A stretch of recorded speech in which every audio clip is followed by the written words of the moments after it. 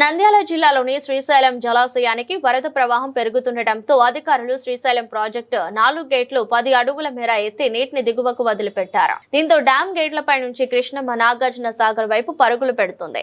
Dam 4 radial crust గేట్ల ద్వారా 1,73,949 క్యూసెక్ల వరద నీరు దిగువ నాగార్జున సాగర్ కు డ్యాం అధికారులు విడుదల చేస్తున్నారు. అయితే ఎగువ పరివాహక ప్రాంతాలైన జూరాల నుంచి 1,46,255 క్యూసెక్లు, సుంకేసుల నుంచి 33,936 క్యూసెక్లు, హంద్రీనీవా నుంచి 5,850 క్యూసెక్లు వరద నీరు శ్రీశైలం జలాశయానికి వచ్చి చేరుతుంది. దీంతో వరద ఉధృతి కొనసాగుతుండటంతో జలాశయం 4 గేట్లు 10 అడుగుల మేర ఎత్తి దిగువకు నీటిని విడుదల చేస్తున్నారు.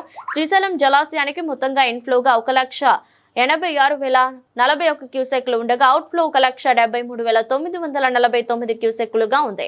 శ్రీశైలం జలాశయం పూర్తిస్థాయి నీటి మట్టం 885 అడుగులు కాగా ప్రస్తుతం 882 అడుగులుగా ఉంది. పూర్తిస్థాయి నీటి నిల్వ సామర్థ్యం 215 టీఎంసీలు కాగా ప్రస్తుతం 203 టీఎంసీలుగా నమోదైంది. శ్రీశైలంలోని కుడి ఎడమగట్టు జల విద్యుత్ కేంద్రాలలో విద్యుత్ ఉత్పత్తి పూర్తి స్థాయిలో కొనసాగుతుంది.